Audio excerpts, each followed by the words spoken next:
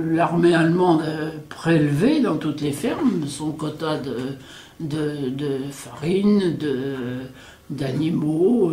Il fallait leur fournir la nourriture. Ça, c'était même à l'échelon national, hein, c'était comme ça. Et ça partait par train entier vers l'Allemagne. Ils appauvissaient de plus en plus les pays qu'ils occupaient. Ils les saignaient à blanc, autant sur la nourriture que sur les hommes. Parce que c'est là que nous avons vu partir des trains et des gens qui partaient. On ne savait pas où. On ignorait où ils allaient, on savait qu'ils allaient en Allemagne. On se disait pour travailler sans doute dans des camps de travail. Et c'est seulement après la guerre que nous avons appris l'horreur des camps de concentration et des camps d'extermination. Mais ça, pendant la guerre, on ne savait rien. On ne le savait pas. On savait que les Juifs étaient arrêtés, mais ils allaient où? On l'ignorait. On a appris tout ça après-guerre. Et on a vu les photos.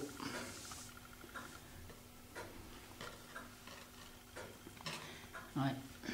Dans chaque ferme, on tuait une fois, c'était dans une ferme, une fois dans l'autre, et on pouvait aller chercher de la viande en général.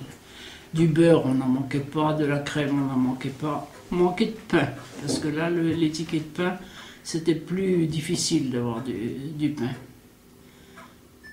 Et il y avait des catégories dans les tickets aussi. Il y avait les J1, les J2, les J3.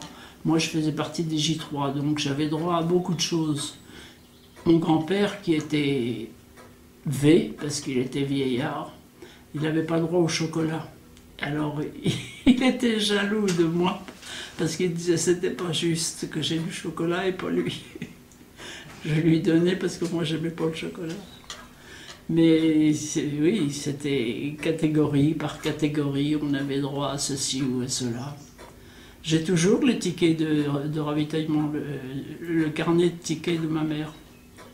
Je les ai encore. C'était à ma mère, ça. On mettait ça dedans, vous voyez. Il y avait tous les tickets. Et c'était ma carte de vêtements, vous voyez. Alors il y avait des points dessus. Et on détachait des points pour avoir ceci ou cela.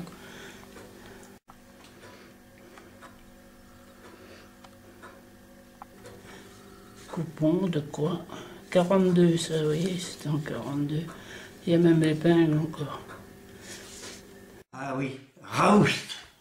Raoust. Losfosten. Je ne savais pas ce que ça voulait dire, je n'en sais rien.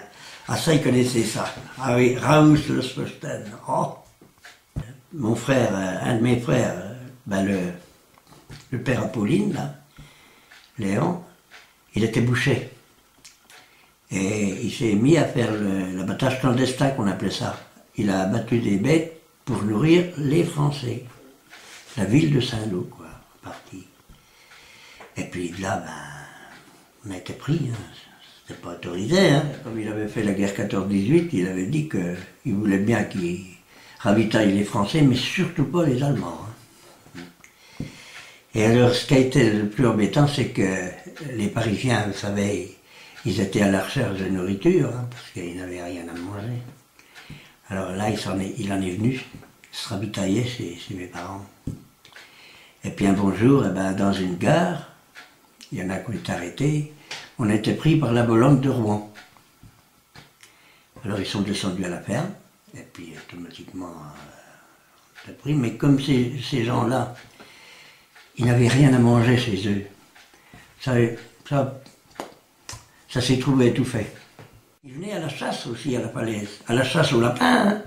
Alors, l'officier qui tirait avec son fusil, lui, il était assis dans la charrière, là, en dessus de la ferme. Hein. Et puis il avait son ordonnance qui lui chargeait son fusil. Hein. Et puis il avait d'autres soldats qui menaient les chiens dans le bois pour le gibier, quoi. Ah oui, oui, ben là, je vous dis qu'on sortait pas. Hein. Oh, il n'aurait pas fallu, hein. Attention, on ne sait jamais ce qu'il aurait fait. Hein. Ben, c'est-à-dire, ce qui faisait impression, c'était leurs vêtements et leurs casques. Ça me faisait impression. Ah oui, oui, oui. Et puis, ils avaient un regard très dur assez, oui, oui. Ils souriaient pas, hein. Ah non, ah non, non. Et encore, c'était des soldats, tandis que quand c'était les SS, c'était encore pire. Ah oui. La centrale électrique était un objectif stratégique, puisque c'est par là que l'électricité transitait pour aller alimenter l'arsenal de Cherbourg. Étant donné le danger que ça consistait, pendant une longue période, on quittait la maison, mes parents qui étaient à proximité de la centrale électrique, pour aller dormir route de Perrier. Or, c'était ridicule parce que les attaques qu'il a pu y avoir sur la centrale électrique ont eu lieu de jour. En 1943, il y a eu une première attaque. Les avions, 2 avions anglais ou américains, ont suivi la route de Perrier pour avoir un axe pour leur bombardement et sont venus en volant un peu trop bas. Il faisait peut-être pas du 11 mètres, mais il était assez près du sol. Lorsqu'ils ont lâché leurs bombes, les bombes, au lieu d'arriver directement sur la centrale, certaines sont allées se frotter sur le sol.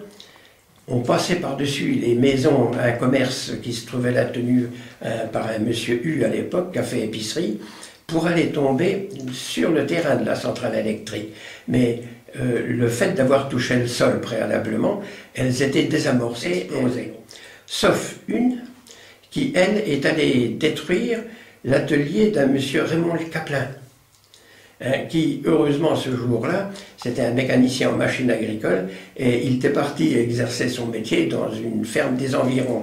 Il a échappé par là à une mort quasi certaine. Peur, oui. Ah oui, attention, hein.